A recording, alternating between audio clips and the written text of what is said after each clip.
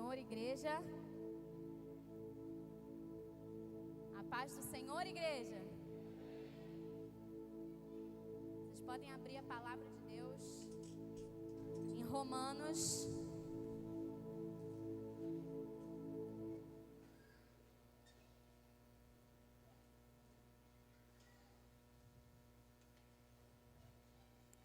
Romanos 1.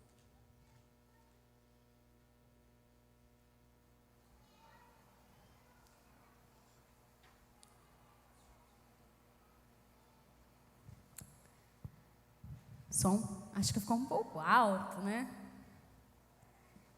Testando.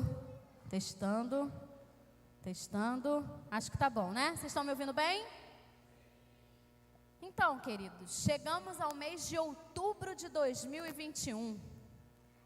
Outubro é o mês da Reforma Protestante. Quantos aqui sabem que outubro é o mês da Reforma Protestante? Levanta a mão.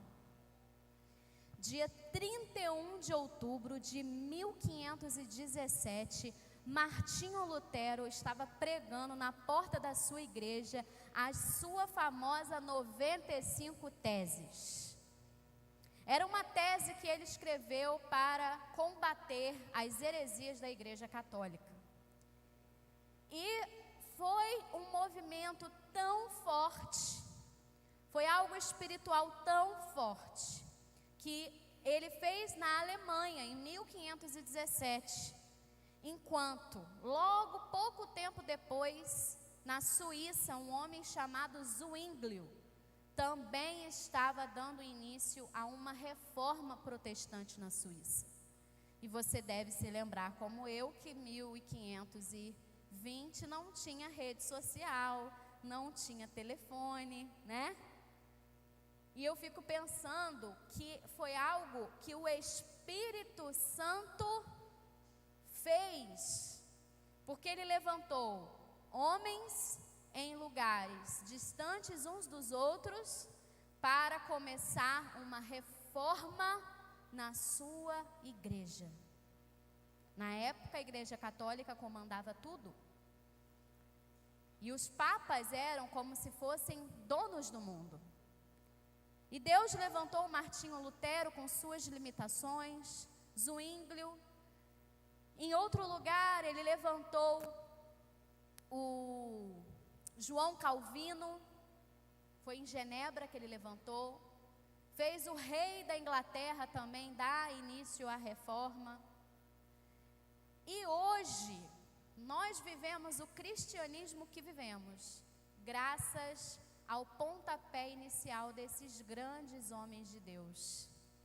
Hoje, se temos o cristianismo, se temos a Bíblia, né, à nossa disposição, foi porque um dia, há mais de 500 anos atrás, homens se dedicaram em estudar a palavra e se dedicaram em buscar a verdade de Deus, em meio a uma sociedade, vamos dizer assim, religiosa, mas totalmente corrompida.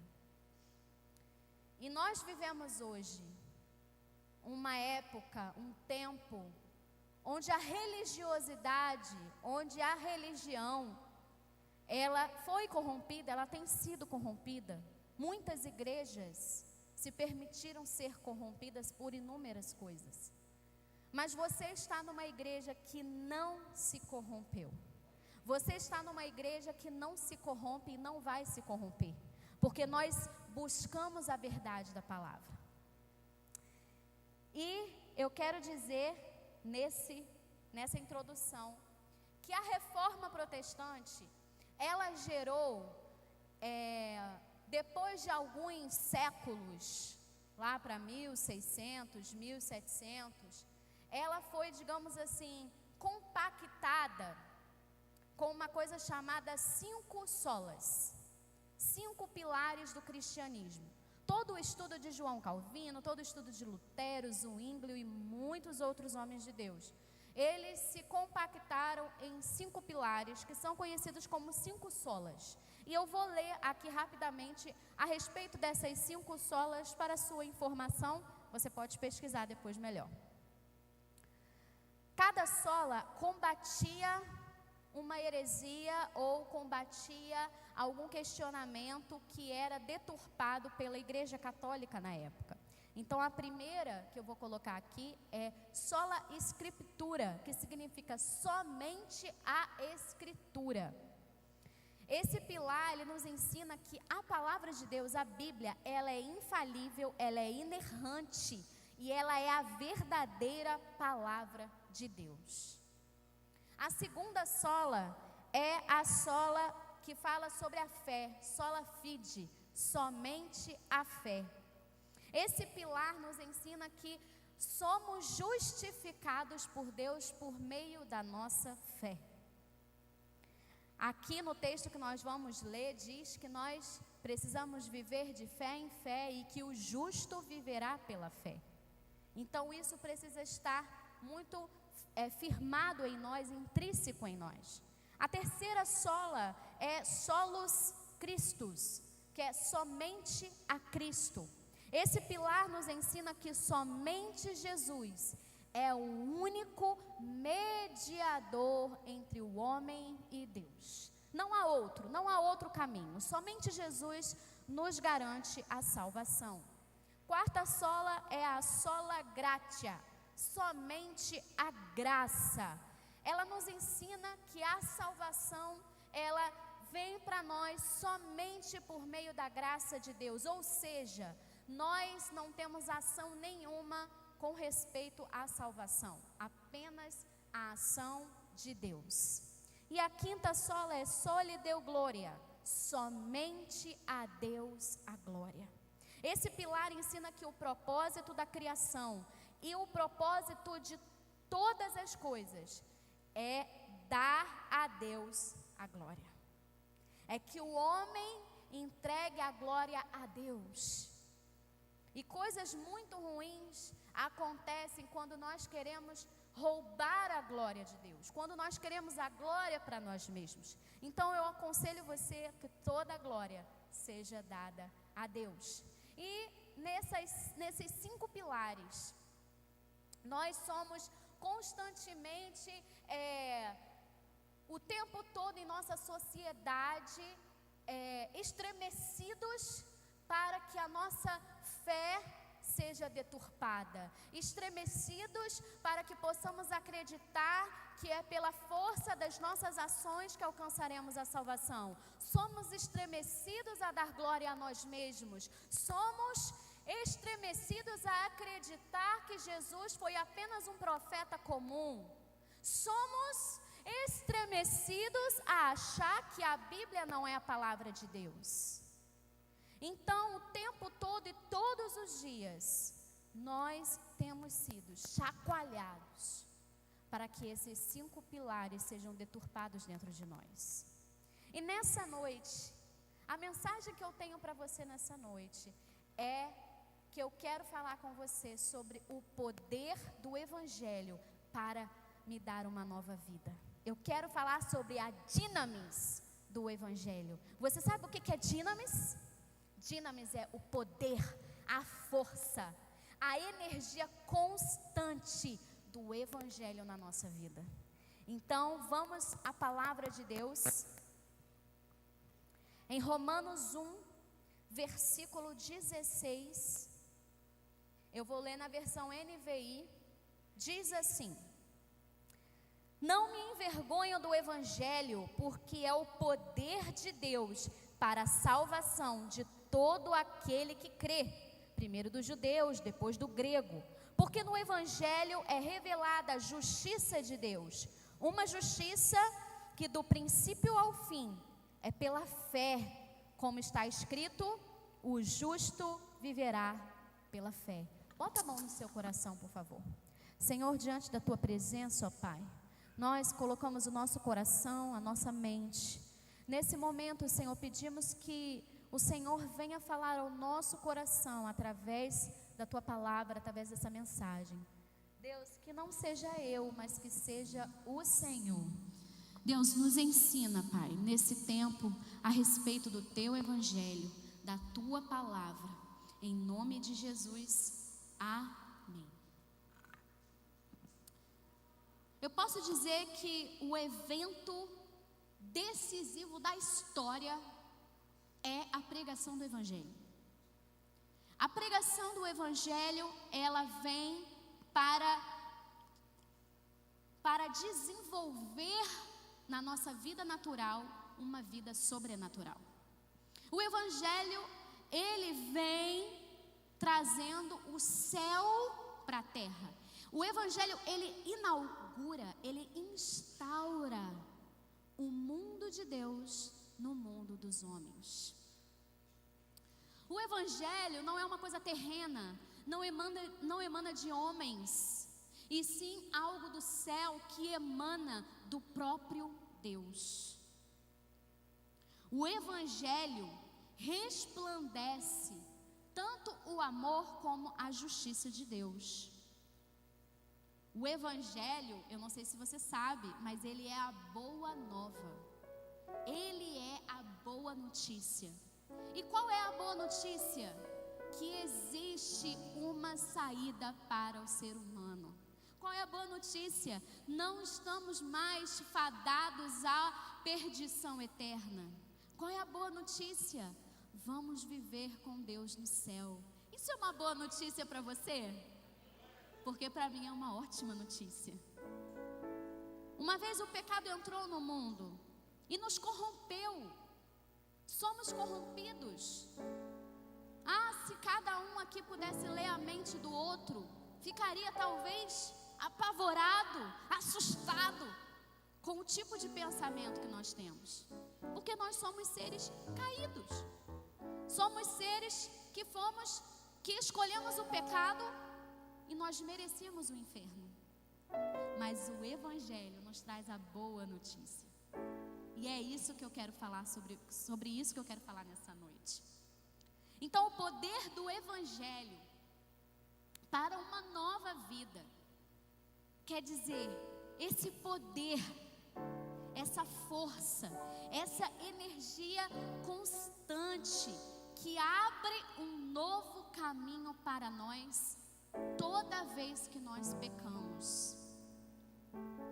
O poder da redenção é o primeiro poder que eu quero falar com você nessa noite. O poder que o Evangelho tem é um poder irresistível, que nos redime, que traz redenção ao homem. O Evangelho é onipotente, porque Deus é onipotente. O Evangelho é uma operação de salvação na nossa vida. O Evangelho é o poder de Deus. Não há coração tão duro que ele não possa alcançar. Não há coração tão duro que o Evangelho não possa amansar, que ele não possa quebrantar. O Evangelho tem um poder irresistível. Quando a gente lê sobre a história da igreja, eu não sei se você já leu, mas eu convido você a ler a história do cristianismo, a história da igreja. Eu tenho certeza que você vai se apaixonar, porque o Evangelho, ele tem o poder de quebrar muralhas, de quebrar barreiras.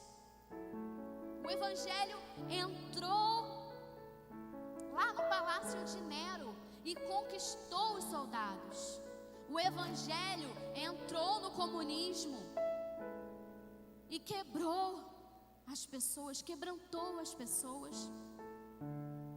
O Evangelho, ele desconhece impossibilidades. Para o Evangelho, nada é impossível. O Evangelho, ele é irresistível, irmãos. O Evangelho, quando ele entra na cultura, ele penetra a cultura e ele transforma a cultura de uma casa, ele transforma a cultura de uma sociedade.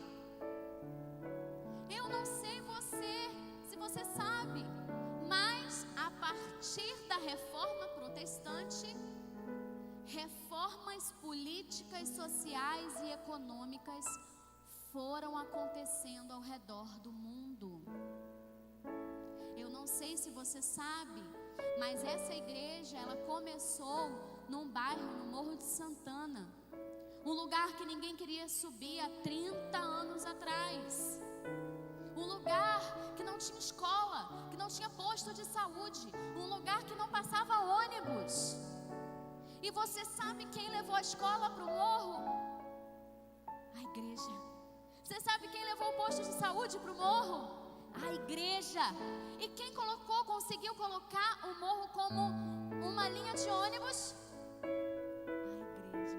Porque a igreja, ela tem o poder de transformar a vida das pessoas. Porque é o evangelho. Você carrega dentro de você a Dinamis. Você pode conhecer esse nome como Dunamis também.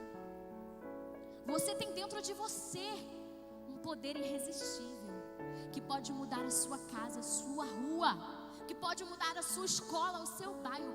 Basta você se permitir. Quando Deus estava criando o universo, Ele falou. Ele disse: haja luz e houve luz.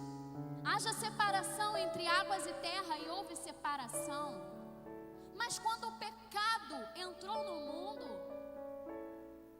não era possível mais que palavras consertassem. Não.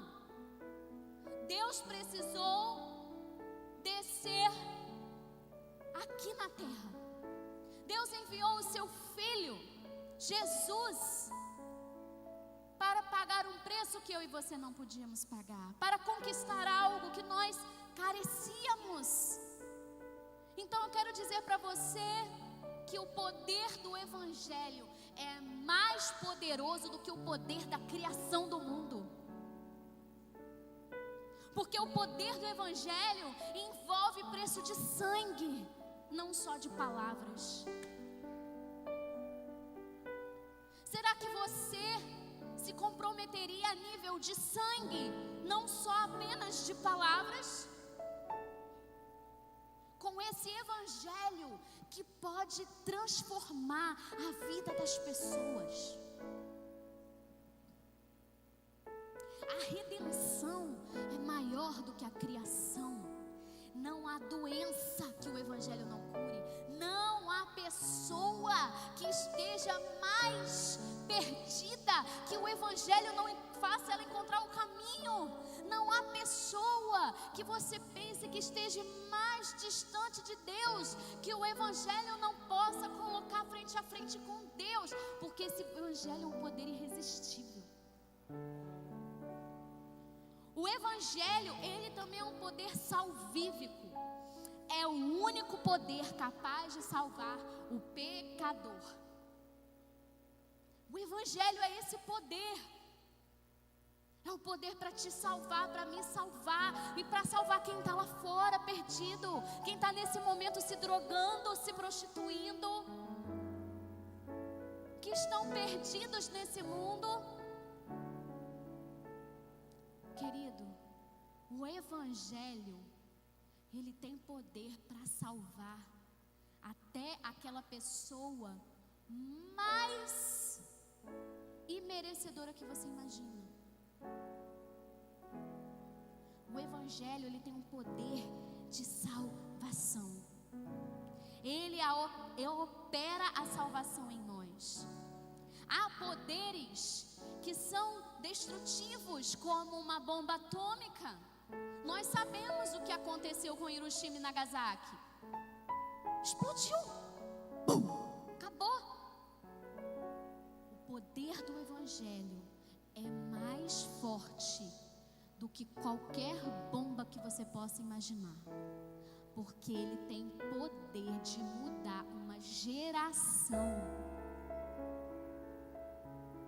O evangelho, ele entra na nossa vida e ele produz uma transformação que alcança os nossos filhos, os nossos netos, os nossos bisnetos. Nós só precisamos viver esse poder diariamente na nossa vida. Não é vir ao culto domingo, nem quarta-feira, mas é viver o Evangelho no dia a dia da sua casa. Hoje eu estava conversando com a minha mãe e eu falei: sabe como eu sei que o Espírito Santo habita dentro de mim? Quando eu olho para mim e eu vejo as mudanças que ocorreram em mim, mudanças que eu não seria capaz de fazer, mudanças que só o Espírito poderia fazer. Então, quando eu olho para mim mesma, e vejo que eu superei alguns traumas, alguns problemas, superei algumas coisas do meu temperamento, da minha personalidade, eu vejo, uau, o Espírito está em mim, porque eu jamais conseguiria mudar isso sozinho. Quer dizer, o Evangelho me salvou. Então, eu convido você nesse momento, olhe para você, para o seu coração, olhe para o seu dia a dia com seus filhos, com seu cônjuge, com a sua família. Se você é solteiro, olhe para o seu relacionamento com seus pais, com seus irmãos.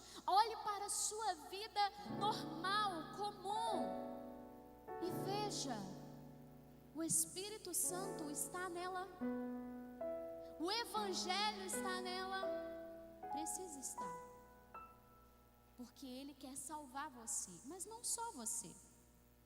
Ele quer salvar todas as pessoas que têm contato com você, seja na escola, seja no seu trabalho, seja na faculdade, seja na sua rua. O Evangelho quer alcançar aquelas pessoas que não foram alcançadas ainda, que talvez não vai ver essa pregação minha, mas vai ver o Evangelho na sua vida. Amém? O Evangelho, ele é Deus amando o pecador, é o justo perdoando o culpado, é a porta do céu se escancarando para o perdido, é a vida sendo oferecida aos mortos em seus delitos e pecados. O Evangelho é o poder onipotente de Deus para livrar o homem da ira vindoura e reintegrá-lo àquela glória da qual ele foi destituído por causa do pecado.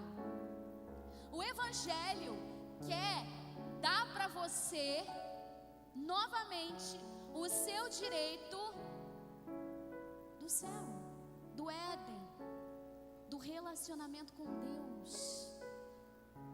Sabe o que é tremendo com o Evangelho? Você pode falar com Deus Todo-Poderoso. E o Deus Todo-Poderoso que criou o céu e a terra, Ele escuta você. Você não precisa me pedir para interceder por você, para interceder a Deus em seu favor. Não, você não precisa que o seu líder fique ungindo a sua cabeça. Você tem essa ligação direta com Deus. Aleluia. Você tem, você pode. A palavra de Deus diz: pedi e dar-se-vos-á, buscai e acharei, batei e abrir-se-lhe-á, pois tudo o que pede, recebe. Você precisa se comunicar com Deus. Você pode, porque o Evangelho te dá isso. O Evangelho, quando a gente aceita Jesus e o Evangelho vem para a nossa vida, ele começa um processo dentro de nós. O processo da salvação quanto à justificação, já fomos salvos, nós já fomos justificados, que é o que Deus fez por nós. Quanto à santificação, estamos sendo salvos ao longo da nossa vida. Quanto à glorificação, seremos salvos, porque um dia vamos morrer, mas quando Jesus voltar, o nosso corpo será glorificado e iremos a subir aos céus, assim como Jesus fez um dia. Isso acontecerá conosco, com um novo corpo glorificado. Na justificação fomos salvos da condenação do pecado. Na santificação estamos sendo salvos do poder do pecado. E quanto à glorificação, seremos salvos da presença do pecado. Então hoje ainda nós estamos em processo de santificação. Então nós ainda estamos, digamos assim, lutando com esse poder do pecado. Nós pecamos, irmãos. Eu com certeza peco, eu sei que eu peco. E careço do perdão de Deus, da renovação, da restauração, porque eu ainda estou no processo. E você também está nesse processo. Então não se cobre tanto. Pecou, se ajoelhe, peça perdão, receba o perdão e tente de novo. Quem já viu Procurando Nemo? A Dory, né? Tem a musiquinha, continue a nadar, pra achar a solução, nadar. E eu falo pra você, continue a tentar, até parar de pecar, continue a tentar. Continue a tentar, porque a gente só vai parar de pecar quando Jesus voltar. Terceiro poder. O poder de Deus para a salvação apenas dos que creem. O poder da fé. O Evangelho, você se assusta ou não, ele é condicional. Existe uma condição, que é a condição da fé. Há uma limitação imposta pelo próprio Evangelho. O Evangelho não salva todos, não porque não haja nele poder intrínseco para salvar, mas porque aprouve a Deus que experimentem esse poder salvador apenas os que creem. A fé é a condição para a salvação. Mas sabe o que é tremendo? Deus dá a fé. Então Ele te dá a condição para você receber o Evangelho e ser salvo. Olha que tremendo. Deus nos dá a fé. Nós já nascemos com fé, irmãos. Fé não é uma coisa que você planta na sua casa e ela cresce. Fé nasce em você. Então todos aqui têm a condição necessária para viver esse poder do Evangelho. E essa condição foi dada por Deus. Às vezes, as circunstâncias, os problemas e às vezes até mesmo o diabo faz a gente achar que a gente não tem fé. Às vezes, quando a gente olha só para os problemas, nós estamos tão abarrotados de problemas que a gente começa a acreditar que a gente não tem fé. Mas você tem fé, porque o próprio Deus plantou dentro de você. João 3,16 diz que Deus amou o mundo de tal maneira que deu o seu Filho unigênito para que todo aquele que nele crê não pereça, mas tenha a vida eterna. Deus tem a vida eterna para você. Você precisa crer. Você precisa deixar essa fé inundar a sua vida. Eu não sei se você é assim, mas eu sou uma pessoa extremamente racional. A minha mente, ela fica com os porquês, praquês, como, quando, na minha cabeça. Mas eu não sou dominada pela minha racionalidade. Eu coloco a minha racionalidade muitas das vezes de escanteio para fechar os olhos e dizer: Deus, eu creio, ainda que a minha cabeça crie motivos para eu não crer. Porque a nossa cabeça cria, a nossa cabeça ela começa a pensar: mas por quê? Por que que Deus permitiu? Por que que Deus permite que certas coisas aconteçam? Mas isso são pensamentos que vêm na nossa cabeça para nos tirar o foco. Porque tem coisa que não é pra gente saber mesmo não. Porque senão, gente, a gente fica meio doido. Porque a gente não tem o controle. Alguém aqui tem controle da própria vida? Eu acho que não, porque eu acho que ninguém tem controle de nada. A gente quer às vezes, né, ter o controle, mas a gente não tem.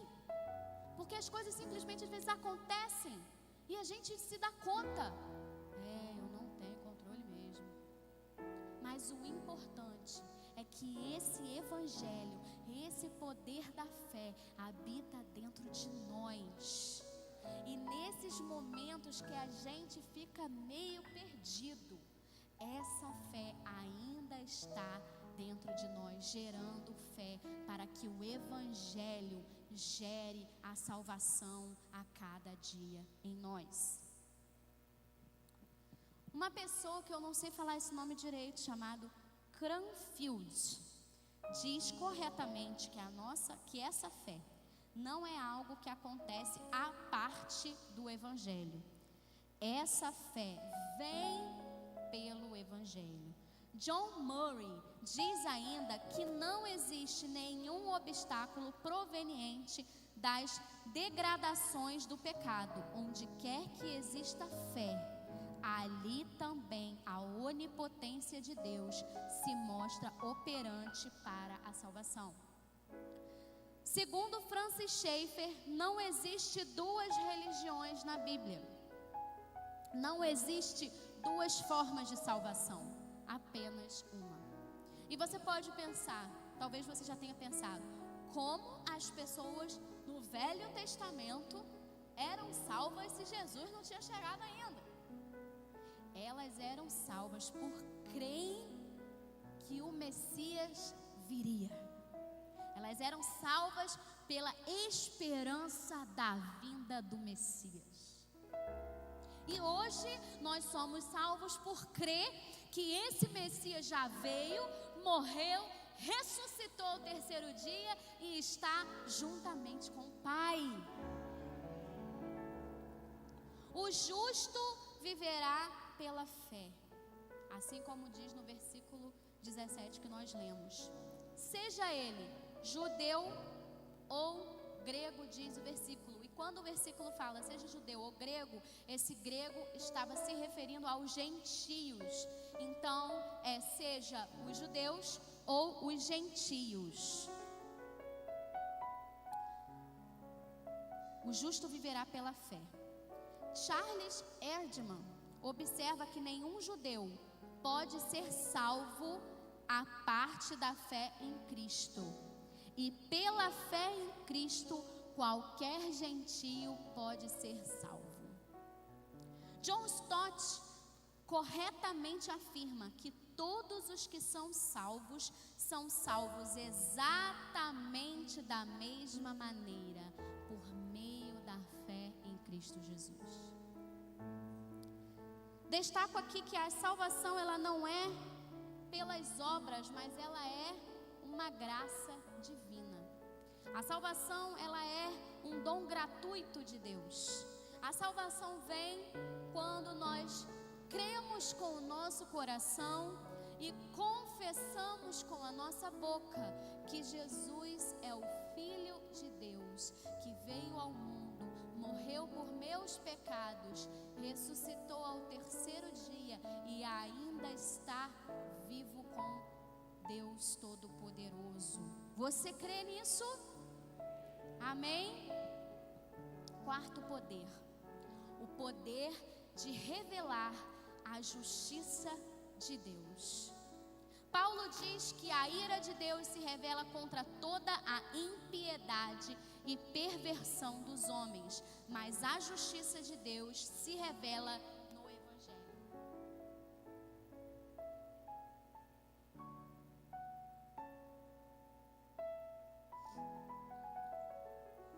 Deus é justo e tão puro de olhos que não pode contemplar o mal, e justo em todas as suas obras.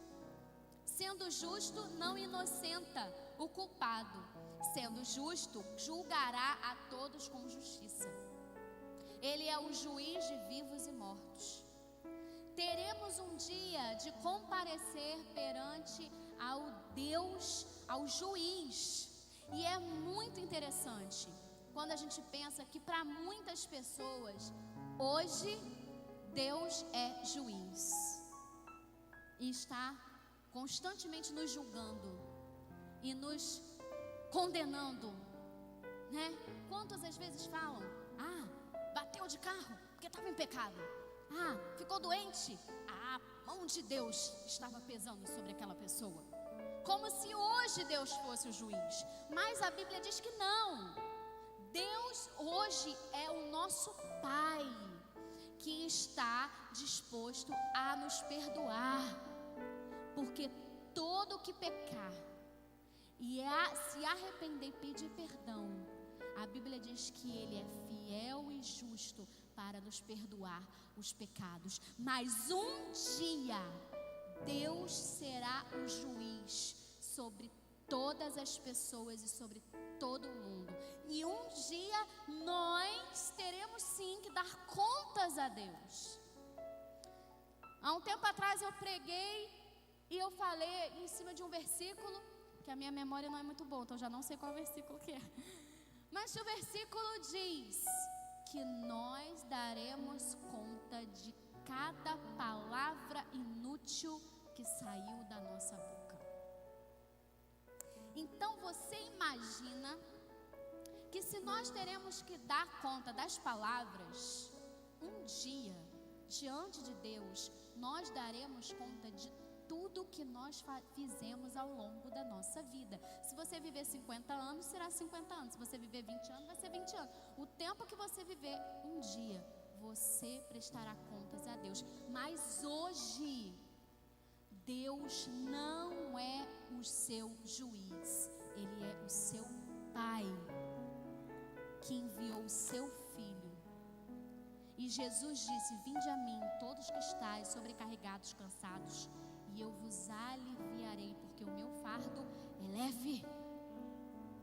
Então Jesus está dizendo para você hoje: creia nesse evangelho. Esse evangelho que te justifica.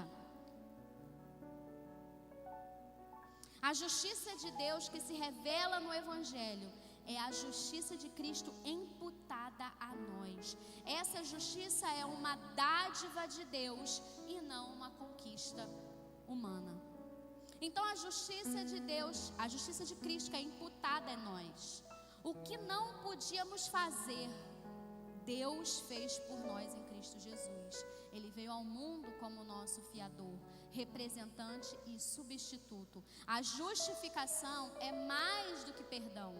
Cristo não apenas cancelou a nossa dívida, pagando-a completamente por meio do seu sacrifício substitutivo, mas também Deus depositou em nossa conta a infinita justiça de Cristo, de tal forma que estamos completamente quites com a lei e com a justiça divina.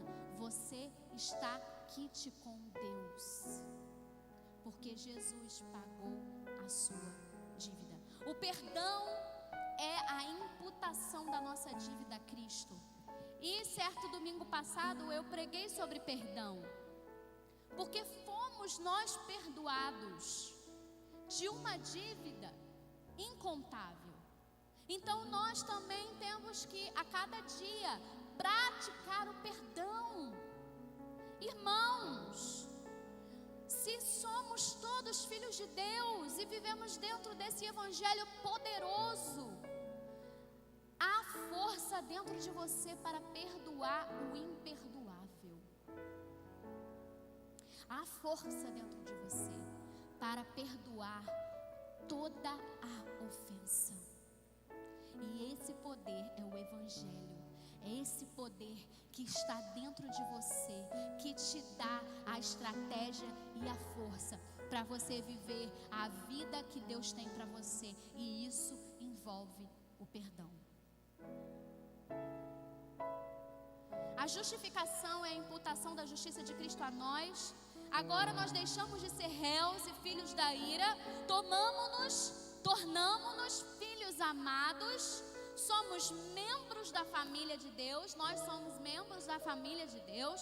Vocês são meus irmãos em Cristo e eu sou irmã de vocês em Cristo Jesus. E nós precisamos amar uns aos outros como Cristo amou. Às vezes a gente pega só o versículo de Mateus e esquece que tem Lucas, Marcos e João. Quando a gente fala amar o teu próximo como a ti mesmo. Porém, um dos outros evangelhos diz: ame o teu próximo como Cristo amou. E esse tipo de amor é um amor de sacrifício, é um amor de entrega.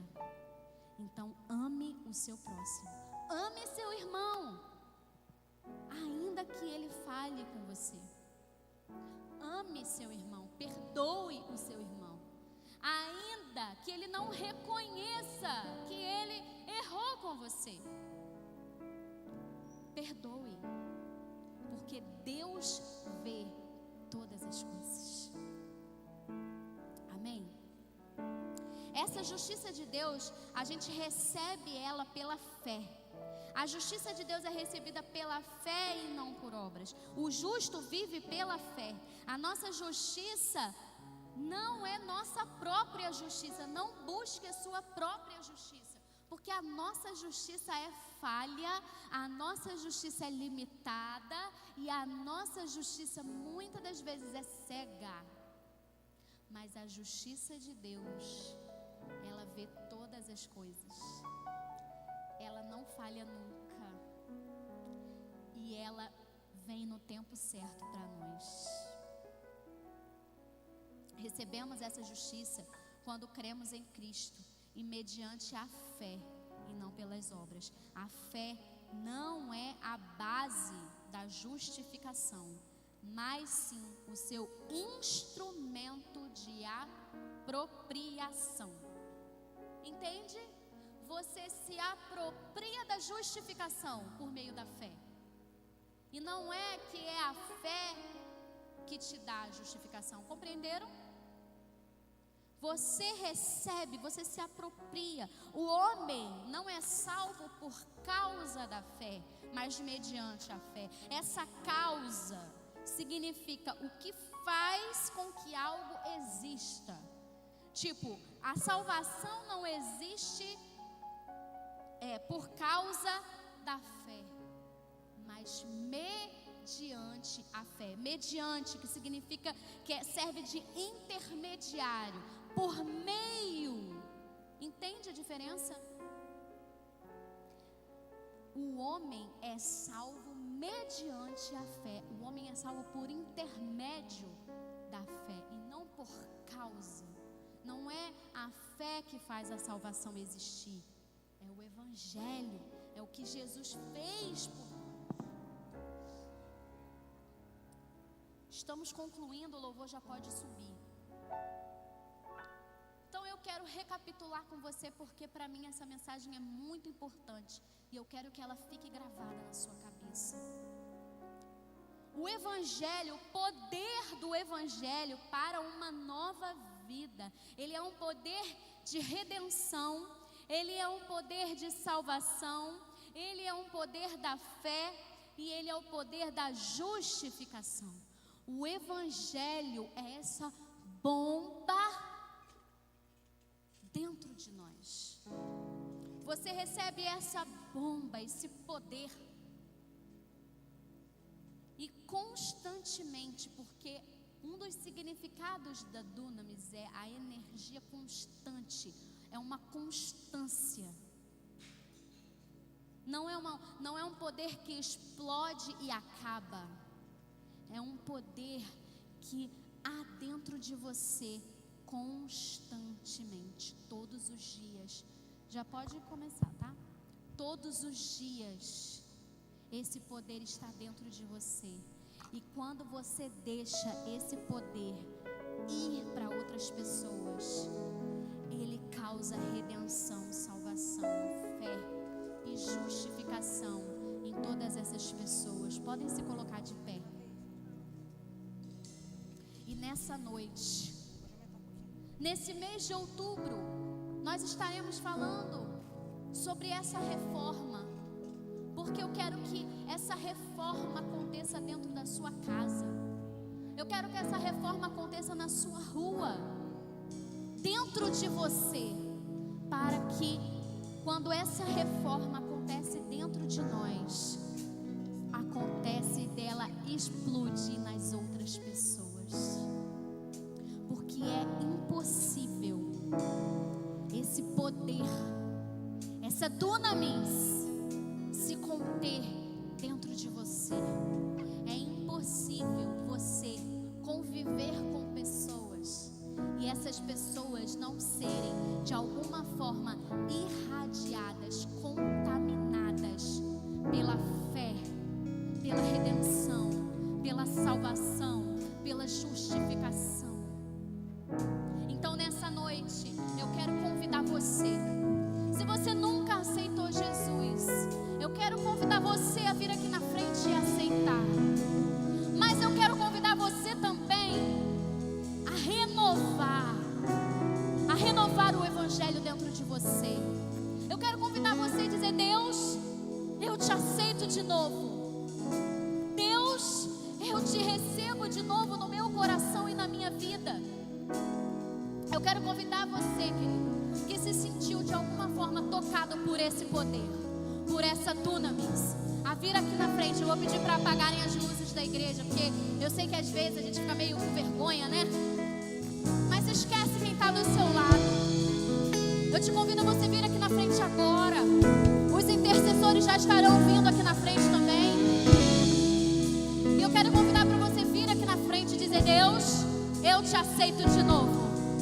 Deus, eu aceito o Senhor dentro do meu coração. Eu aceito esse poder, esse evangelho transformador. Pode vir, meu irmão, pode vir.